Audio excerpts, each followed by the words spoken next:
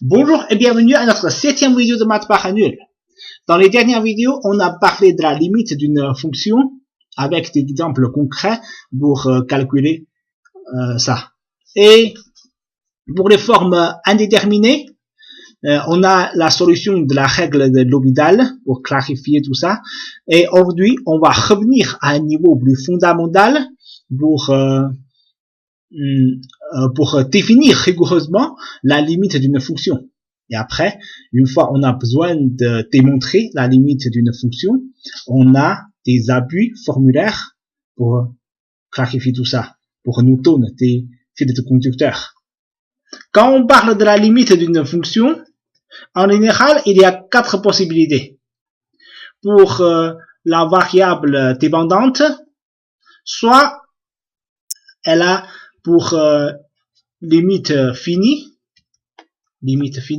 ou elle a pour limite infinie. Quand elle va avoir ça, lorsque la variable indépendante d'envers un, comment on dit ça, un réel ou à l'infini. Donc la combinaison de tout ça peut avoir 4 possibilités. La première, c'est la limite de x d'envers A. A est un chiffre réel. A est cette fonction A pour une limite finie, on peut dire L. Concrètement, ça veut dire quoi? Ça veut dire que pour un quelconque ipsion, peu importe combien elle est petit, il existe toujours un état, souvent également très petit. Pour tous les x appartient dans ces petits intervalles a moins état, ça veut dire que très très proche à a plus état. Pour tous les x tombent dans cet intervalle et fx est très proche à L. Ça veut dire leur distance inférieure à epsilon. Bien sûr, on peut écrire cette relation autrement. Par exemple, fx appartient à L moins epsilon, L plus epsilon. Ou plus simplement, moins epsilon inférieur à epsilon. Tout ça, c'est la même chose. Ça, c'est la définition de la limite d'une fonction A pour une limite finie lorsque la variable indépendante d'envers un réel. La seconde possibilité, c'est encore d'envers un réel et fx a pour une limite infinie. Pour infini, ça veut dire qu'il est très grand. Donc, combien il est grand? C'est autant grand que l'on veut. Donc, on suppose un quelconque m. M souvent est un chiffre très grand. Il existe toujours un... Tout ça, c'est la même état. Lorsque x appartient à un certain intervalle qui est très très proche à A,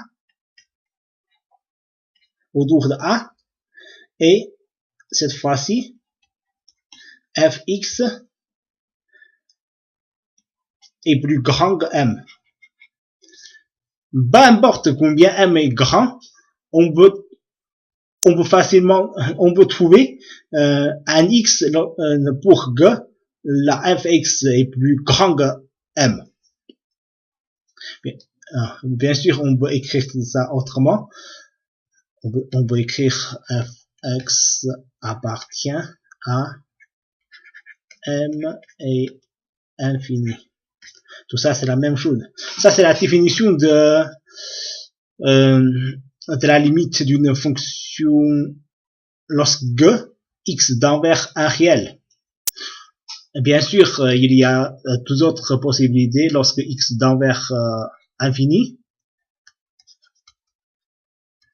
X d'envers, par exemple, plus infini, f x a une limite finie ou infinie.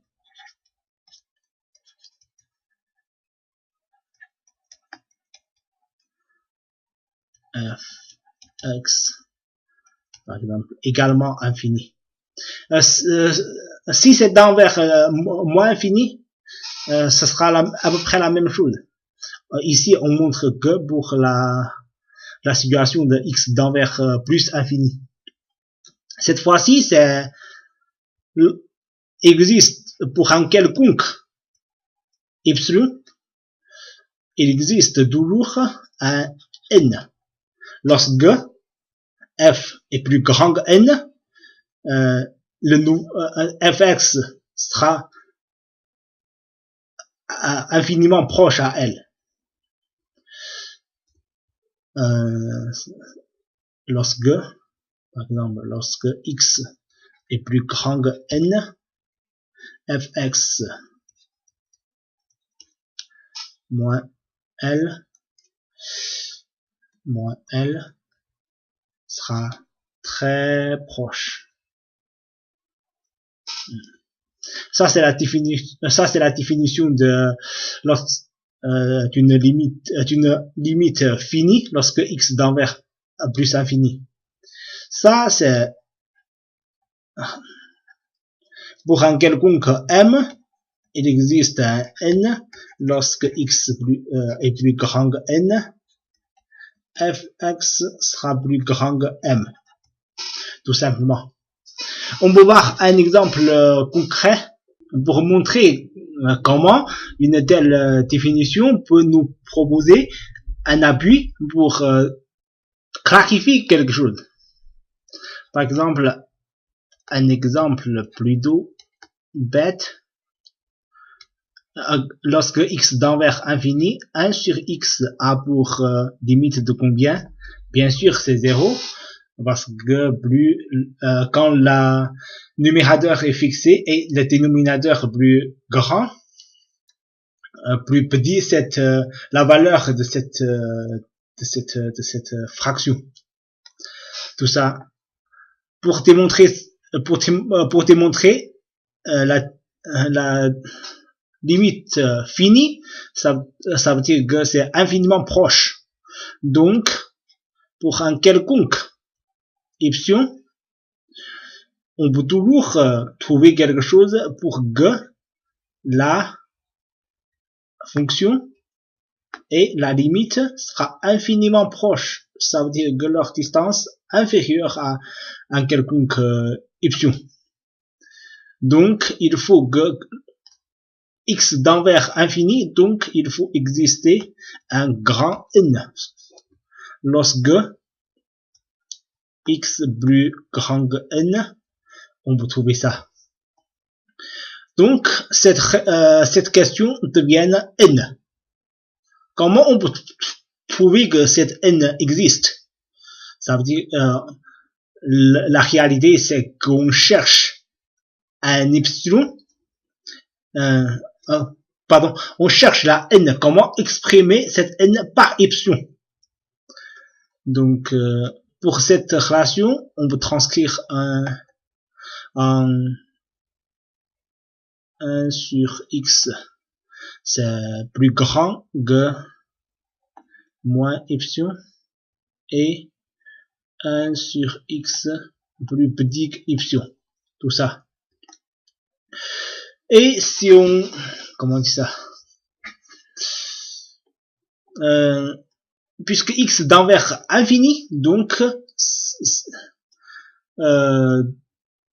on cherche que lorsque combien x est grand. Ça veut dire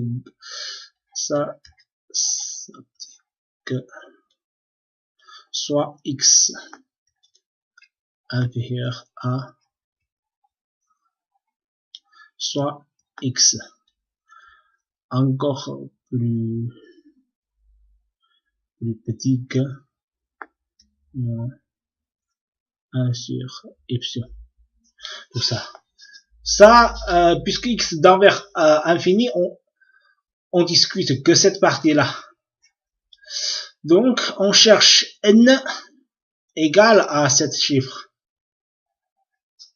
Lorsque x est supérieur à n, bien évidemment, cette relation existe. Cette relation vérifiée. Donc, lorsque x plus n, on fait l'inverse de cette étape. Et quand x plus est plus grand que n,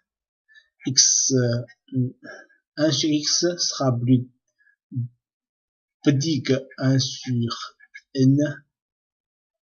Et ça sera, puisque n égale à ça, sera qui est epsilon. Donc c'est vérifié. Ça veut dire que cette expression nous donne un appui pour démontrer rigoureusement la limite d'une fonction. Pour les exemples un peu plus complexes, on le parlera après. Je vous remercie de votre écoute et à très bientôt.